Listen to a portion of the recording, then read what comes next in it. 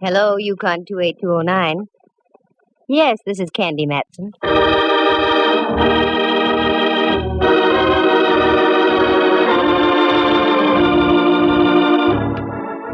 Got an old corpse kicking around you want identified?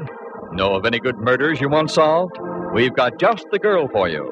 Her name is Candy Matson. Mighty cute, too. She fills out a size 12 suit to just the right proportions. Soft blonde hair, two sparkling blue eyes, and all in all, she looks as though she might have stepped right off a Varga calendar. And what's more, she's a private eye. You scoff? You ridicule? I'll let you see for yourselves. Listen, she's talking on the phone right now. Hello, Candy Matson. Hello, Miss Matson. I'm afraid you don't know me. That makes it even. You don't know me. Let's go from there. I've read about you in the papers, Miss Matson. You handle confidential cases. That's right. However, there's a little matter of a fee involved. Yes, I know. I can pay. That's item number 1. Now to item number 2. What's the confidential case? I can't possibly tell you on the phone, Miss Matson. I said it was confidential. Okay. Where do you want to talk? I am the proprietor of a restaurant, the Charlemagne in North Beach. Oh, yeah, I ate there once. Oh, that's nice. No, it wasn't. I didn't like the food. Oh. However, I'll overlook it. Do you want to talk in about an hour? That will be fine, Miss Matson. Good. And your name would be? Martinello. Carlo Martinello. Okay, Mr. Martinello. And have some ink in your pen. It costs money just to talk.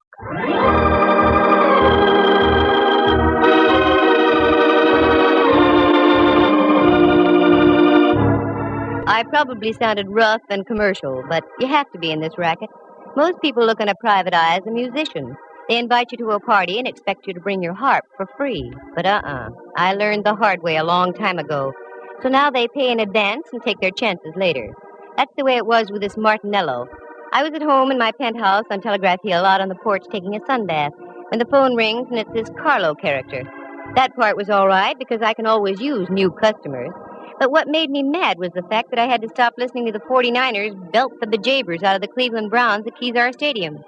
But I followed through and uncovered a couple of very done-in bodies along the way. Do you like the grotesque in your whodunits? Then follow me and we'll tiptoe lightly through the Tibbets, the Ponds, and the Baccalones, because part of this story unfolds at the Opera House. Reluctantly, I dressed into something Charlemagne-ish, turned off the 49ers Cleveland game, and went down to talk to Martinello. His place was typical, located on Powell Street, a garish neon sign, and as you walked in, the place was air-conditioned by eau de garlic. Yes, miss. You wish a table? I wish a table, yes. With the right party. I'm looking for the owner. I am the owner. I am Candy Matson. Oh, Miss Matson. Walk this way, please. If I could walk that way, I'd revive vaudeville. Pardon? Where's your office? Right over here. Allow me.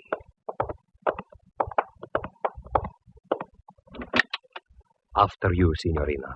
Thank you, Signor. Here, sit down, please. Thanks. Now, Martinello, what's on your mind? Always, all my life, I have run a very nice, respectable place. Mm-hmm. Until this morning. What's with this morning? I go down to the basement. My icebox is down there. That is where I keep all my meat. So, you wanted some ground round? Oh, no. Perhaps I'd better show you. Please, you will come with me. Martinello led the way out of his office and down a flight of stairs. A cold blast hit my face. A musty aroma smothered my nostrils, and if I had had a phobia about darkness, I'd have ducked out then. But I followed the guy, and we ended up in front of a refrigerator about the size of an inquisition chamber. He opened the door, and it was the usual restaurant icebox, choice legs of lamb hanging from hooks, potential fillets, and thick New York cuts. The box was cold, and I started to shiver. Not from the refrigeration, though, because over in the corner was a man. He looked like something out of a long-lost Arctic expedition. He had a long, flowing mustache, every bristle of which was coated with ice. He was quite frozen and quite dead.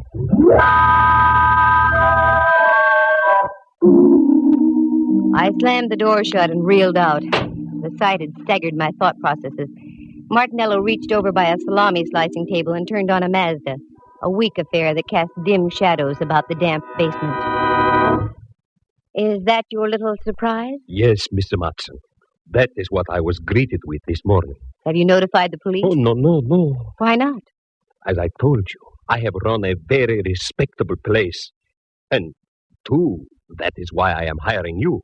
You can get in trouble, you know. Yes, that is why you must help me. Please, Miss Matson, say you will help me. I will pay you anything you say. I stick my neck out in the strangest places. Now it's a refrigerator. Okay, Martinello, $2,000. What? Make up your mind. Either I freeze your assets or the police find your frozen friend. Yes. All right. Come. I give you the money now. Now we're getting somewhere. What about him? Oh, he'll keep. He's on ice. Well, this was one for the books. Refrigeration the ugly way.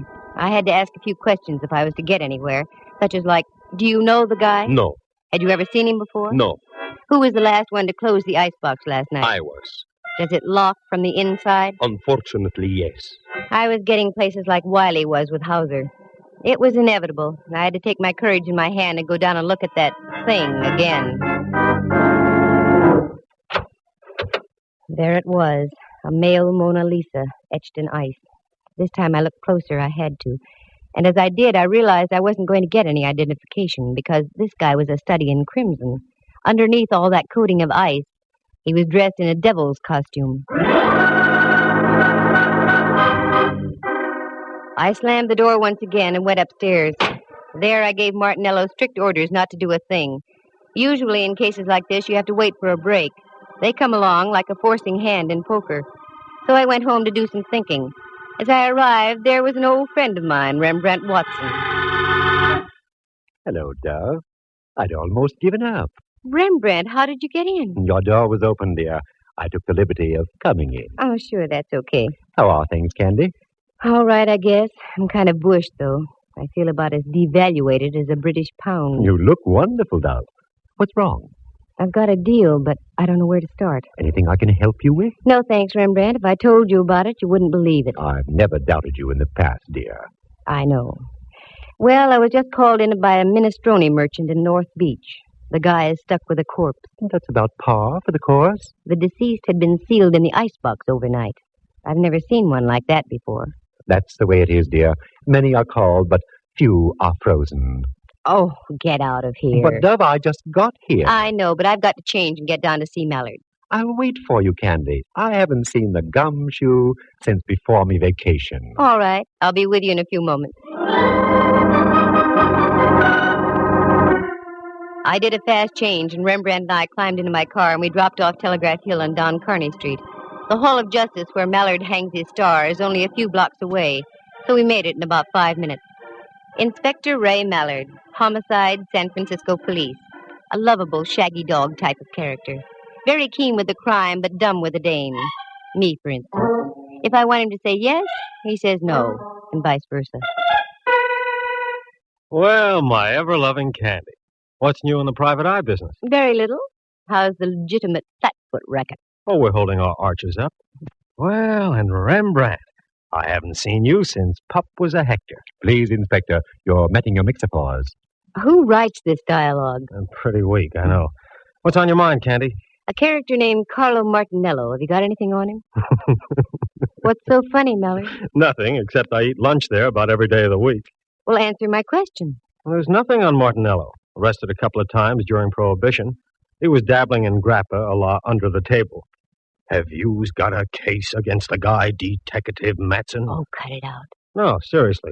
Why do you want to check on the guy, Candy? No reason, just thought I'd ask. Uh-huh. Well, Martinello's okay. Just trying to make a living. Only thing I don't like, he loves to sing to his customers. That'd be enough to bankrupt him right there.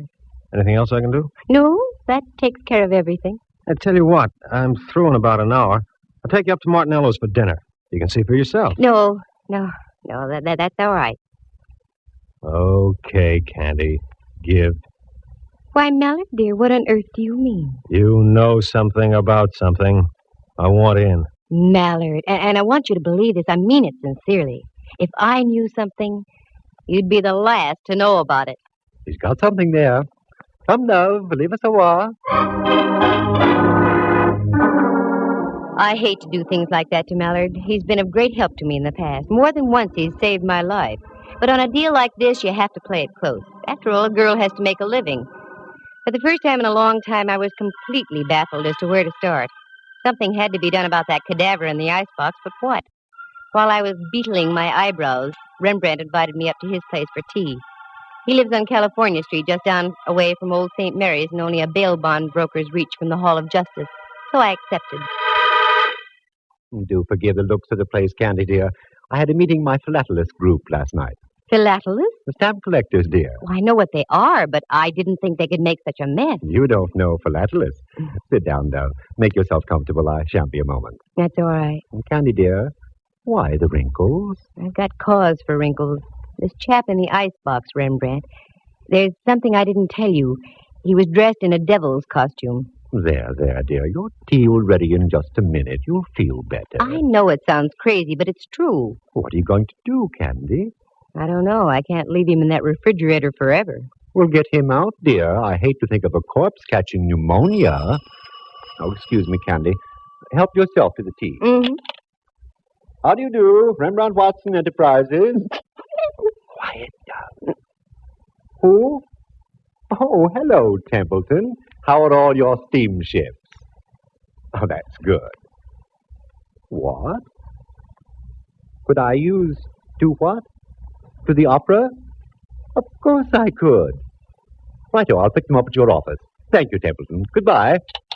Candy, dear, do you like the opera? I can take it or leave it. Why? It suddenly develops that I have 2 tickets tomorrow night for Tales of Hoffman. Oh, Rembrandt, I don't think I can go. Come, Candy. It'll do you good. You've been working too hard. You need a little relaxation. Tales of Hoffman, Okay. Who's the pal who gave him to you? An old friend of mine, Templeton Woodruff. He runs a steamship to Java and other places Ezio Pinza sings about. I finished the tea and left. Right then, the only opera I could think of was the one going on in an icebox at Martinello's. I've always tried to play straight with Ray Mallard, so I decided to tell Martinello my plan. Miss Matson, I don't think it's such a good idea. Good evening, Carlo. I want to talk to you. That's what I mean. There's a gentleman here who... Oh, you've got a gentleman. That's fine. 3 more and you've got a crowd. What I want to talk to you about is this. You don't understand. The gentleman I'm talking about is from the police. The police? Yeah. Hello, Candy. Mallard. How about some scallopini? Well, up jumped the... Hello, Mallard, dear. I had an idea you'd like dinner here tonight. Do you know my boy, Carlo? Yes, we've met. How do you do? The signorina wish something to eat? No, thanks. I want to talk to you, though, Mallard. Sure. Come on into my booth. We'll share some salami. No, thanks. I want to see you downstairs. I don't think the food's as good down there. I agree, but it isn't the food. I'm talking about murder. Once again, I headed down into the catacombs of the Charlemagne. This time the act was a double. Mallard was right behind me. Then I looked around. We were a trio. Martinello was right behind Mallard. This is it. This is what? This is an icebox.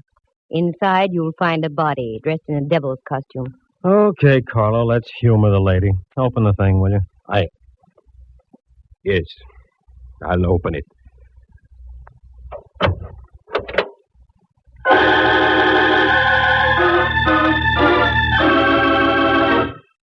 Lovely view of the beef. It's gone. The body's gone. Okay, Martinello, start talking and make some sense while you're doing it. Please, Miss Matson, I don't know anything. I haven't been down here all day. Get rid of those arched eyebrows, Martinello. You know something. What is it? Wait a minute, Candy. I'll do the questioning. In the first place, Carlo, was there or was there not a body in here? Well... Sure there was. He can't deny it. Here's a check for $2,000 signed by Martinello himself. Well, Carlo? Yes, there was a body, all right.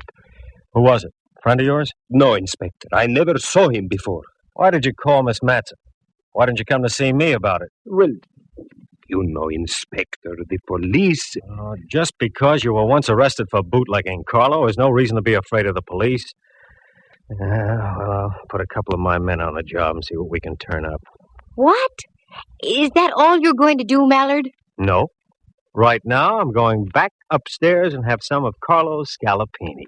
Mallard, are you out of your head? Look, Candy, in order to have a murder case, you've got to have a body. Obviously, we're fresh out. And until your pal with the devil's costume turns up, I intend to live my typical everyday life. Don't forget the mushrooms, Carlo.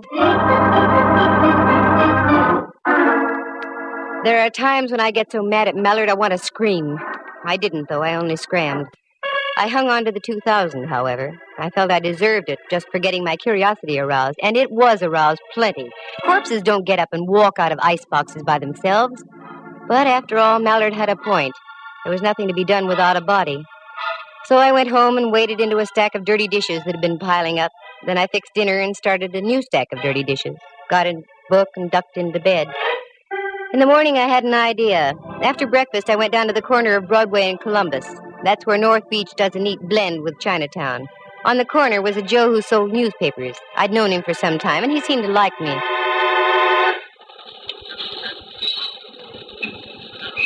Hiya, Butch. Well, hello there, lady. How are you? Good, can't complain.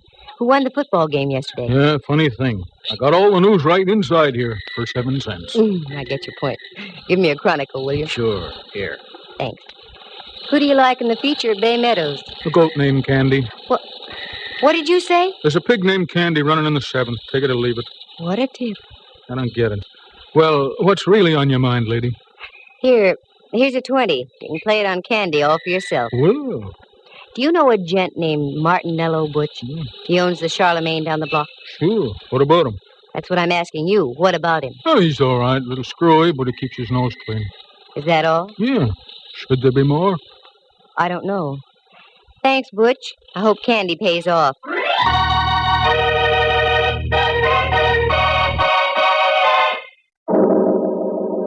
I was getting nowhere, that was for sure, and the rest of the day went the same way. Dead ends, blind alleys.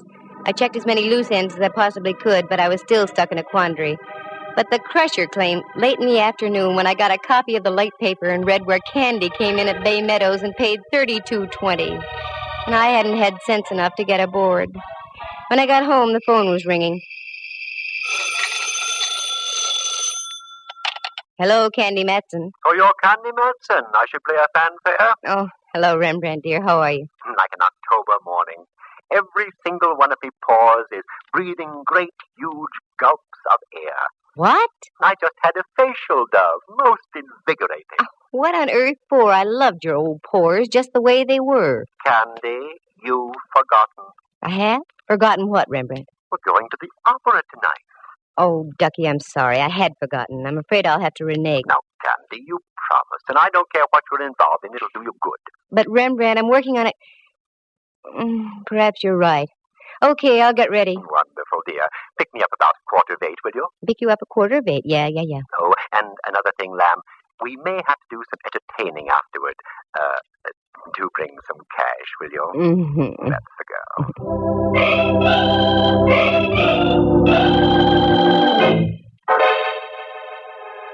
That Rembrandt, always stony broke. I guess photography isn't what it's cracked up to be. I didn't mind, though. He's been a friend to me on more than one occasion. Well, if I was going to the opera, I had to start thinking in operatic terms. I fished around in the closet and came up with something that would have done any woman's heart good. One of those strapless affairs that you can't stop breathing in for one moment, otherwise the opera is no longer the main attraction. I powdered, perfumed, pouted, and rouged, and took off after Rembrandt.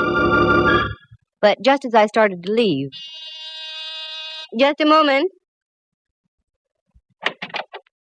Well, get a load of the Duchess. Mm-hmm. It won't be Halloween for another couple of weeks yet. Oh, very funny. Come on in, Millard. What are you decked out for, Candy? Something you wouldn't understand. I'm going to the opera. Oh, I love the opera. Any horse opera with Tex Acuff in it. That's what I thought. What's on your mind, Millard? I've got to pick up Rembrandt in 10 minutes. I was just driving by, so I thought I'd stop and tell you the news. News? About what? We found El Diablo. The guy in the icebox? Yeah. Martinello identified him. He was floating in the water off Aquatic Park. Any lead on him? The best. He was Salavini, the second baritone with the opera company. That's all, Candy. I hope you enjoy the performance tonight. A baritone with the opera company. Well, that explained the costume, but it didn't explain a lot of other things. I walked down the stairs with Mallard. He got in his squad car, flicked on the flashing red light, and with a burst of his siren, rolled down the street. I'd have to speak to Mallard about that. All the neighbors had their heads out of their windows as I climbed into my car and followed. What an exit. I picked up Rembrandt and we drove up to the Civic Center. I found a place to park. A minor miracle. The last time I went to the opera, I had to drive almost to Palo Alto and come back by train. Rembrandt's friend must have been very influential. We had seats in the Diamond Horseshoe.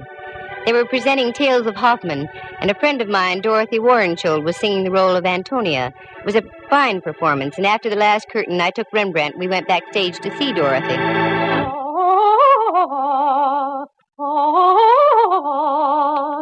This is her dressing room, Rembrandt.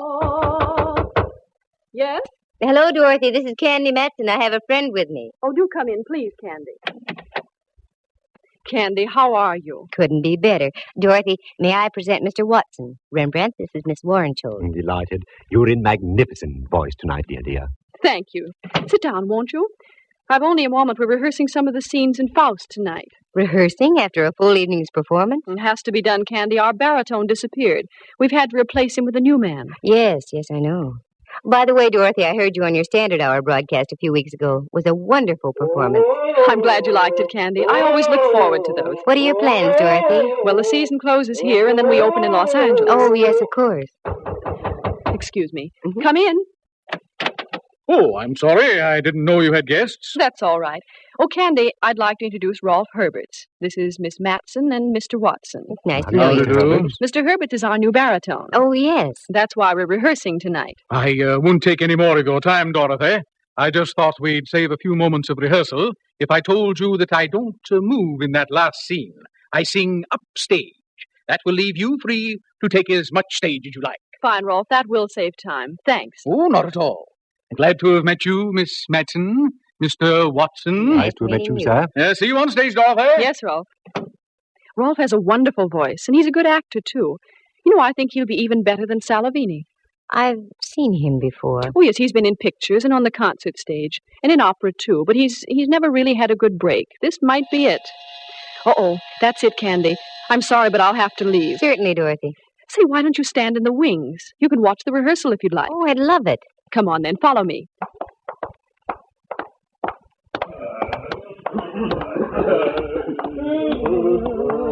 All right, to places, everyone. Places. This is all right, Candy. You can stay right here. Thanks, Dorothy. Glad to have met you, Mr. Watson. Also, as we used to say in the theater, go out there and kill them. See you later. Where is Miss Warrenshaw? Ah, there you are. Herbert! Where's Herbert? I saw him just a moment ago in the dressing room. Well, it's late. We've got to keep moving. Please, somebody find Herbert.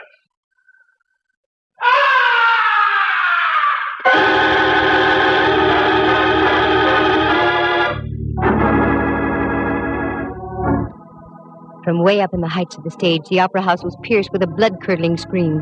That was no ordinary scream. It was the scream of death. You wait here, Rembrandt. Keep your eyes open. I'm going up to have a look. That scream wasn't in the score of Faust.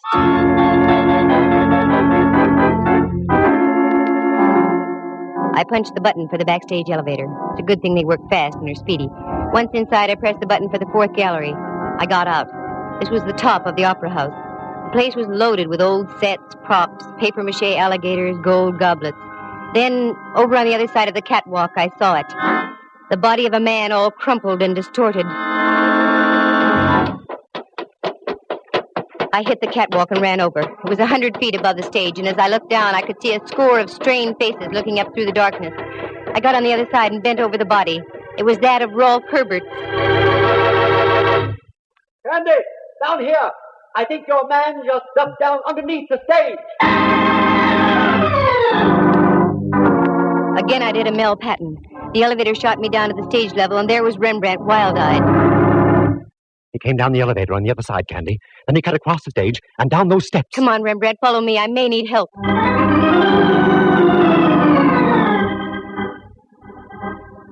We ran down the steps and into the bowels of the stage. It looked like a nightmare, a myriad of cross beams of steel for the rising stages. We cleared those and went around by the chorus dressing rooms.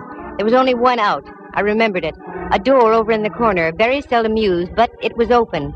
It led into a long tunnel with giant steam pipes running overhead and to the right. This went underground over to the Veterans Building. Down by your feet, there's a stream of water flowing in a trough. It's the old Hayes Valley Creek. Our killer decidedly knew his opera house. As we entered the tunnel, I could see him up ahead running like crazy, so we took off after him. We made the other side, and it breaks into a big engine room. As we came into the opening, I looked around. The engineer was lying on the floor out like a light, blood spurting from his scalp. Then I glanced up. There was another door. This led into the Veterans Building itself and an avenue of escape onto Van Ness. I ran up. Then as we got into the long corridor, I saw Martinello breaking for the door. Stop! Stop, Martinello! Stop! You think I am a fool? I do if you don't stop. Try and get me. Okay, pal. You asked for it.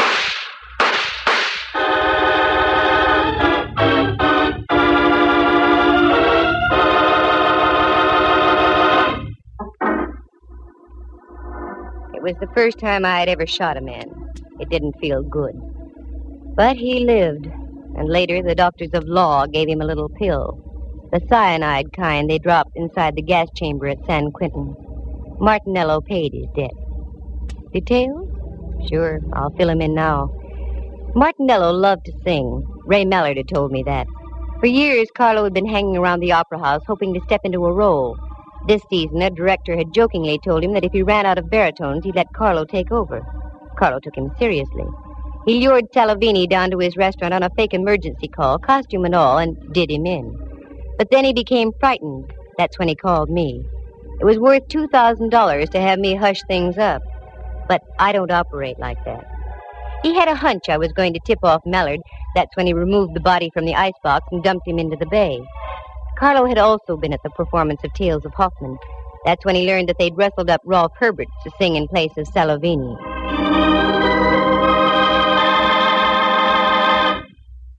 By this time, Martinello was obsessed with the idea of singing in the opera house and wouldn't stop at anything. Right after Herberts left Warrenshold's dressing room, he managed to get Herberts into the elevator and up to the fourth gallery behind the stage. That scream was produced by a 6-inch stiletto through Herbert's heart from the hands of Martinello. And that's when our chase began. I hope I never see that tunnel under the opera house again. That Mallard and his sentiments. It was he who gave me that gun just a week before, for my birthday. He said I needed protection. Well, darn it, I do. But I can't get Mallard to believe me. Instead, he just gives me guns.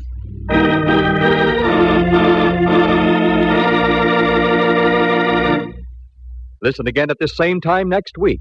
For excitement and adventure, just dial Candy Matson, Yukon 28209.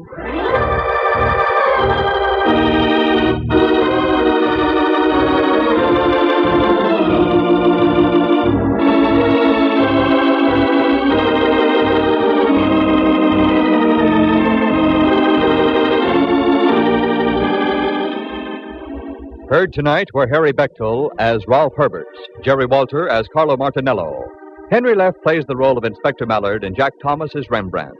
Dorothy Warrenshold, star of the Standard Hour and the San Francisco Opera Company, was heard as herself. The program stars Natalie Masters as Candy and is written and produced by Monty Masters. With the exception of Miss Warrenshold, any resemblance to actual people in tonight's play is purely coincidental.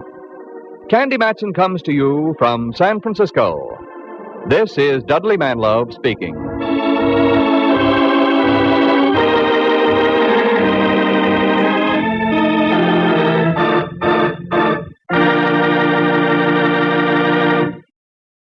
You are tuned for the stars on NBC.